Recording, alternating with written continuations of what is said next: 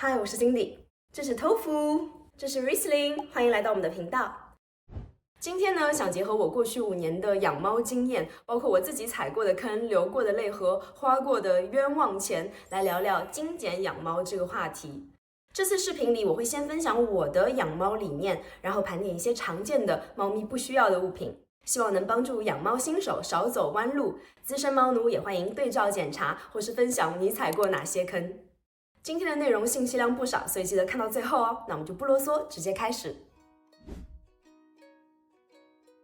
养猫久了，你就会发现，猫咪需要的远比我们想象的要少，而它们幸福的来源更多是我们的陪伴，对它们的需求和喜好的了解，和一个安全安心的空间。但很多时候，不只是新手，连资深猫家长也常常会被商家的营销带偏，买一堆华而不实的东西，我自己当然也不例外。有时候东西买回来，猫咪还不感兴趣，根本就是热脸贴冷屁股，还占地方添麻烦，甚至有些物品对猫咪其实是有害的。所以我现在坚持的是精简养猫，在满足猫咪核心需求和喜好的前提下，少买，买好，长期用，减少花销和浪费，省下的钱也可以作为猫咪的保险基金，在它们需要的时候派上真正的用场。那接下来我们就来盘点一些养猫的非必要品。首先就是化毛膏，这可能是营销最成功的猫用品之一。猫咪呢每天都会舔毛清洁自己，吞下去的毛发一部分会随着便便排出，另一部分聚集在胃里，就可能被吐出来。猫咪1个月偶尔吐毛1到2次是正常的生理行为，但是商家往往给我们制造的焦虑是吐毛球是不正常的，是猫咪觉得不舒服，所以最好天天吃化毛膏来预防。实际上就是把正常的行为当成问题来卖产品。化毛膏本质上的作用是润肠通便，根本不会把毛融化，而且它的主要成分是油脂，长期摄入也对肝脏不好。所以肠胃好、吃得下、吐毛频率正常的猫咪根本不需要吃化毛膏。而真正从根源上预防毛球症的方法就是勤梳毛，减少毛发的摄入。还有很多保健品、营养品，比如乳铁蛋白、卵磷脂、鱼油等等，对一只健康、饮食均衡的猫咪来说，根本没必要补充。而且市面上很多宠物保健品的功效并没有严谨的研究支持，实际效果可能微乎其微。我呢一开始还买过猫咪专用牛奶，结果发现它根本就没什么营养价值，更多是一种零食。猫咪补充营养最有效的方法，归根到底就是用好粮，多喝水。那说到猫粮，有个常见误区，我呢以前常常更换猫粮的品牌和口味，想着猫咪会吃腻。直到有一次我们家 Riesling 得了轻度肠胃炎，便便带血，吓得我立马带它去看医生。我才了解到，其实每次换粮都是对猫咪肠胃的一次刺激，所以医生并不建议频繁的换粮，而是找到营养全面、成分可靠的主食粮长期吃。这样不仅对猫咪身体的负担更小，你也不用老是研究品牌和产品，更省心。下面说说2个容易过量消费的猫用品。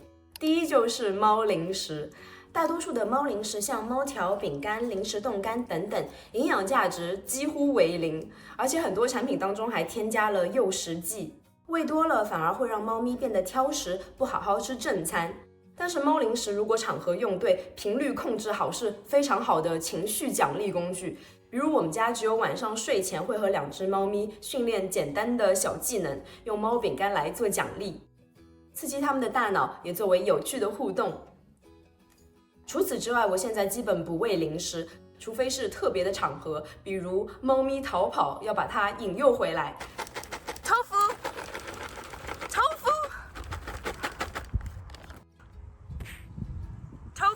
is not your home。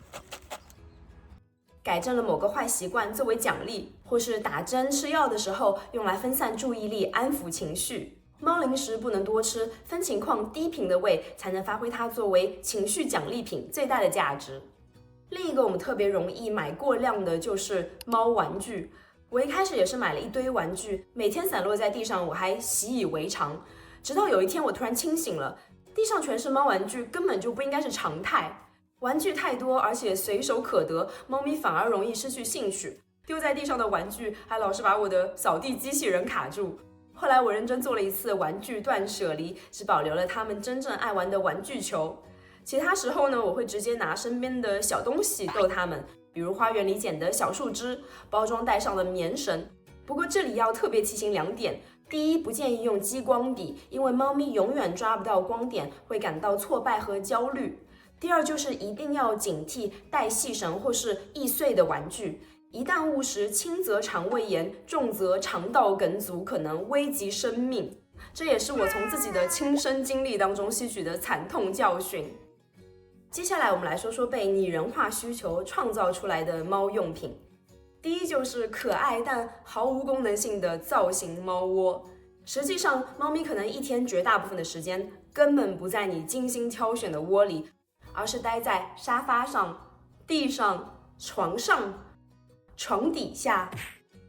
除非你就爱用它们做家居装饰，不嫌占地方难清理，不然根本不用买。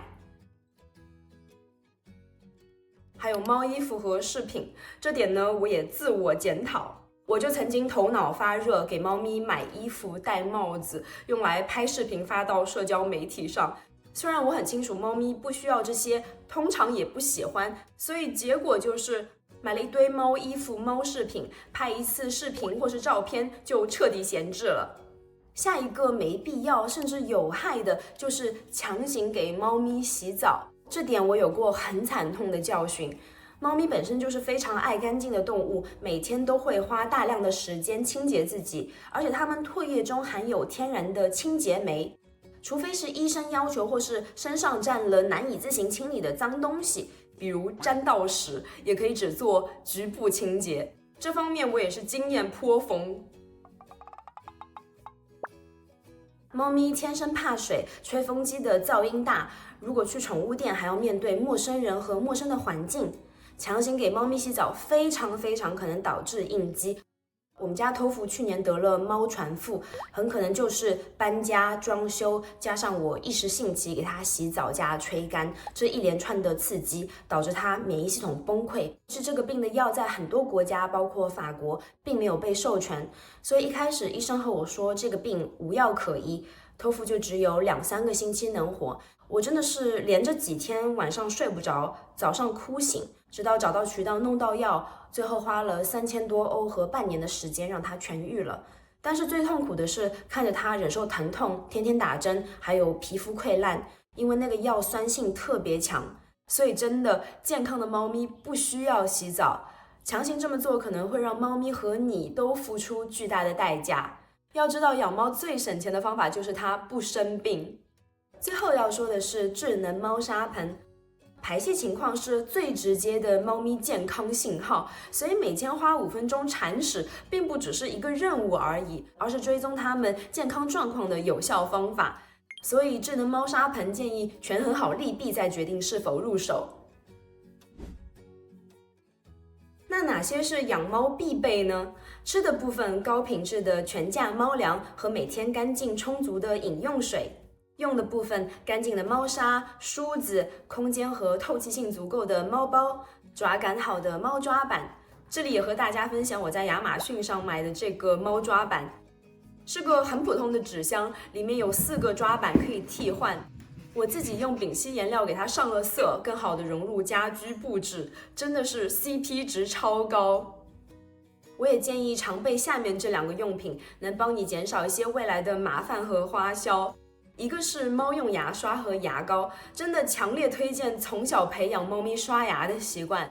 如果实在不配合，也可以用洁牙指套、洁牙零食或者是洁牙粉来辅助，但是它们远远不及刷牙来的有效。我们家托福吃干粮不爱嚼，天天用洁牙粉，结果还是长了牙结石。洗牙呢，贵不说，麻醉有风险，猫咪也遭罪。另一个就是费洛蒙喷雾，在搬家、外出、家里来很多人做客等等的压力环境下，可以帮助缓解猫咪的应激情绪。如果你家猫咪特别容易紧张，也可以向医生咨询加巴喷丁这类镇定药物，但是一定要按医嘱使用哦。要记得，猫咪的健康和幸福感不靠你买多少东西，而在于均衡的饮食、安心的空间，还有你的陪伴和关注。精简养猫也能帮我们减少不必要的花销和浪费，让照顾猫咪这件事更省心也更长久。那今天的内容就到这里，谢谢你的收看，我们下期视频见，拜拜。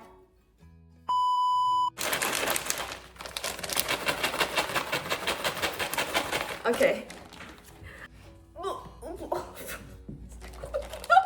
就看喵，喵喵喵，这是 Riesling， 欢迎来到我们的频道。哦，好看。